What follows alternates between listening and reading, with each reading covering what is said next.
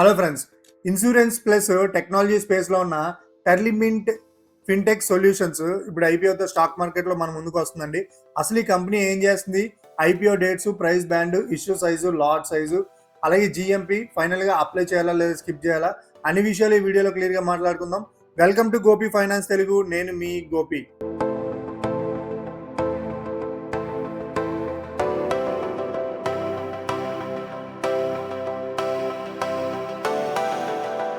ముందుగా ఒక చిన్న డిస్క్లైమర్ అండి. ఈ video education and information purpose మాత్రమే. అప్లై చేయమని లేదా స్కిప్ చేయమని అడ్వైజరీ అయితే కాదు. First of all IPO main details చూసుకుంటే మనకి ఈ IPO June 19th Friday open అయ్యి జూన్ 23rd ట్యూస్డే మనకి క్లోజ్ అవుతుందండి. అలాగే అలాట్మెంట్ మనం 24th ఎక్స్పెక్ట్ చేయొచ్చు. అండ్ జూన్ 25th మనకి రిఫండ్స్ అయితే షేర్స్ అలాట్ అవ్వలేని వాళ్ళకి రిఫండ్స్, లేదా షేర్స్ అలాట్ అయిన వాళ్ళకి ఆ షేర్స్ని అకౌంట్లో క్రెడిట్ చేయడం అయితే జరుగుతుంది. మనకి లిస్టింగ్ 29th జూన్ ఎక్స్పెక్ట్ చేయొచ్చు.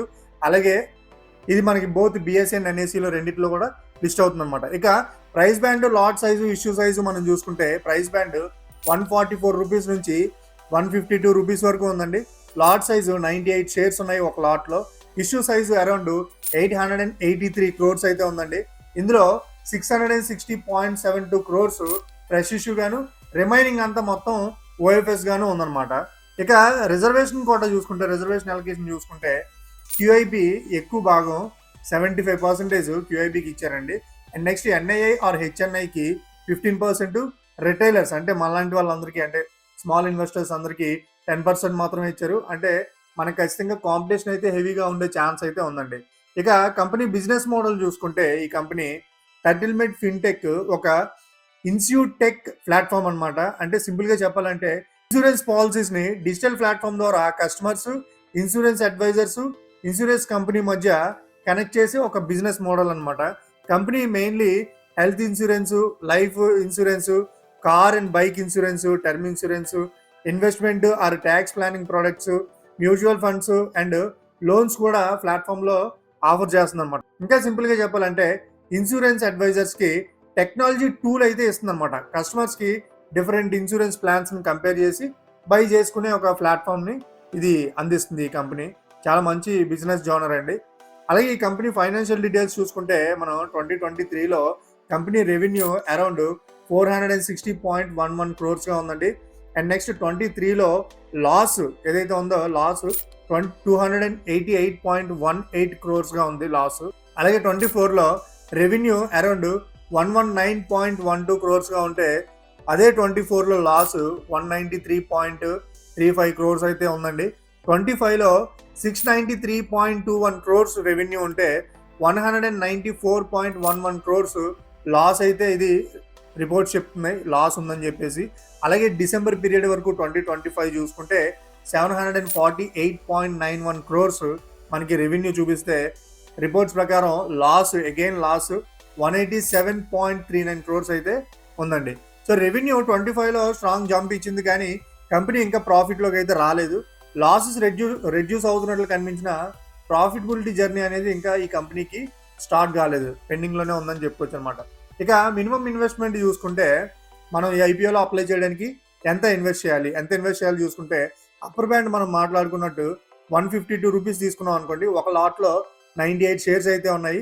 సో 152 × 98 ఈజ్ ఈక్వల్ టు మనం అప్లై చేయడానికి పెట్టాల్సిన ఇన్వెస్ట్మెంట్ అమౌంట్ 14,896.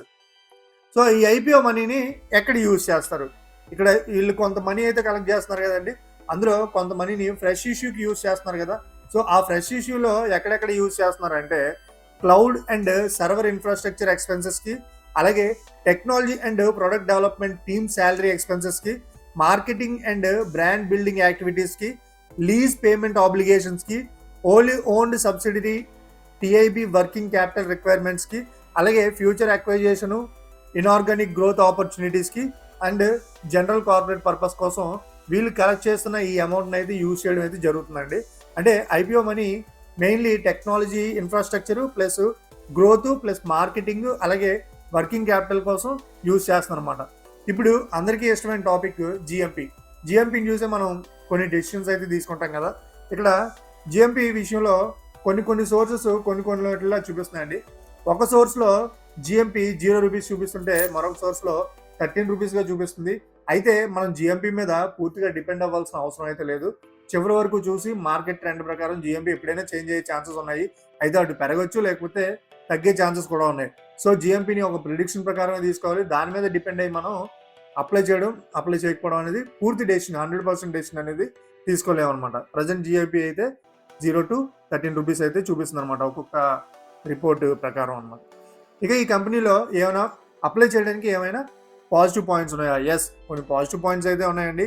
ఇందులో ఫస్ట్ ఆఫ్ ఆల్ ఏంటంటే ఇన్సూరెన్స్ ప్యాటర్న్లో ఇండియాలో లాంగ్ టర్మ్ గ్రోత్ స్ట్రాంగ్గా కనిపిస్తుంది. And next settlement digital insurance distribution ప్లాట్ఫామ్లో నౌన్ ప్లేయర్ అనమాట. ఇది మంచి కంపెనీ అండి, ఎప్పటి నుంచో ఉంది కాబట్టి. 2025లో రెవెన్యూ గ్రోత్ స్ట్రాంగ్గా ఉంది. ఐపీఓలో మొత్తం మ్యాక్సిమమ్ ఫ్రెష్ ఇష్యూ కాంపోనెంటే ఉందన్నమాట, పెద్దగా ఉంది అదంతా. Technology platform plus advisor network model scalable కావచ్చు. ఇంకా ఇందులో అప్లై చేయకపోవడానికి ఏమైనా రిస్క్ ఫ్యాక్టర్స్ ఉన్నాయా? ఎస్, కొన్ని రిస్క్ ఫ్యాక్టర్స్ కూడా ఉన్నాయండి. క్లియర్గా చెప్పాలంటే కంపెనీ ఇంకా లాస్లోనే ఉంది. అది మొట్టమొదటి పెద్ద రిస్క్ ఫ్యాక్టర్, మనం గమనించాల్సిన రిస్క్ ఫ్యాక్టర్. అలాగే నెక్స్ట్ ఫిన్టెక్ ఆర్ ఇన్సూర్టెక్ కంపెనీస్లో ప్రాఫిటబిలిటీ రావడానికి అయితే టైం పట్టచ్చు. అండ్ ఈ కంపెనీ కూడా ఇంకా ప్రాఫిటబిలిటీలోకి రాలేదు. అలాగే ఇన్సూరెన్స్ డిస్ట్రిబ్యూషన్ స్పేస్లో కాంపిటీషన్ అయితే చాలా ఎక్కువ ఉంటుందండి. రిటైల్ కోట ఓన్లీ 10% ఉంది, అది కూడా ఒక మైనస్గా తీసుకోవచ్చు. పెద్ద వాళ్ళందరూ ఎక్కువ ఇన్వెస్ట్ చేస్తారు, కానీ మనలాంటి రిటైలర్స్ ఇన్వెస్ట్ చేయడానికి చాలా ఛాన్సెస్ తక్కువ ఉన్నాయి. అండ్ ఓఎఫ్ఎస్ కాంపోనెంట్ కూడా ఉంది. జిఎంపి డేటా మాత్రం ప్రజెంట్ అయితే 0 రూపీస్ ఉంది. ఇది కూడా కొంచెం మైనస్గానే మనం మాట్లాడుకోవాల్సి ఉంటుంది అనమాట. ఇందుకీ ఫైనల్గా అప్లై చేయాలా లేదా స్కిప్ చేయాలా? మీరు ఒకవేళ లిస్టింగ్ గెయిన్స్ కోసం చూసినట్లయితే యాజ్ ఆఫ్ నౌ జిఎంపి 0 చూపిస్తుంది కాబట్టి మనం అగ్రెసివ్గా లిస్టింగ్ గెయిన్స్ కోసం దీని మీద ఎటువంటి హోప్స్ పెట్టుకోలేము అనమాట. ఒకవేళ జిఎంపి ఏమైనా చేంజ్ అయింది అనుకోండి, మనం ఎండింగ్లో జిఎంపి చేంజ్ అవుతుంది.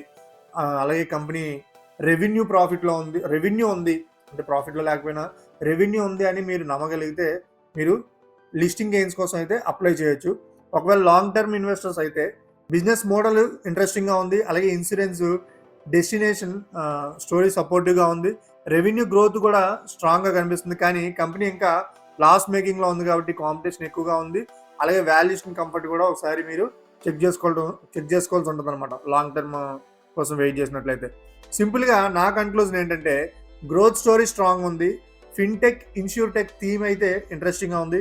ఐపీఓ సైజ్ డీసెంట్ ఉంది, కానీ ప్రాఫిటబిలిటీ ఇంకా రాలేదు. జిఎంపి క్లారిటీ మిక్స్డ్గా ఉంది. లిస్టింగ్ గెయిన్స్ కోసం కొంచెం కాషన్ అయితే పెడుతున్నాం, అంటే జాగ్రత్తగా చూసుకోవాల్సిందే. లాంగ్ టర్మ్ యాంగిల్లో చూసుకుంటే రిస్క్ యాప్టిట్యూడ్ ఉన్న వాళ్ళు వాల్యుయేషన్ అండ్ సబ్స్క్రిప్షన్ నెంబర్స్ చూసి కన్సిడర్ చేయొచ్చు. సో ఫ్రెండ్స్, ఇలా అన్ని డీటెయిల్స్ చెక్ చేసుకొని మీ రిస్క్ యాప్టిట్యూడ్ బట్టి అప్లై చేయాలా లేదా స్కిప్ చేయాలా అని ఒక మంచి డెసిషన్ అయితే తీసుకోండి. ఇంతకీ మీరు అప్లై చేస్తున్నారో లేదో సరదాగా మనతో కామెంట్లో పంచుకోండి. అలాగే ఈ వీడియో మీకు నచ్చినట్లయితే లైక్ చేయండి, షేర్ చేయండి, అండ్ సబ్స్క్రైబ్ చేయడం మాత్రం అస్సలు మర్చిపోవద్దు. నేను మీ గోపి, సైనింగ్ ఆఫ్.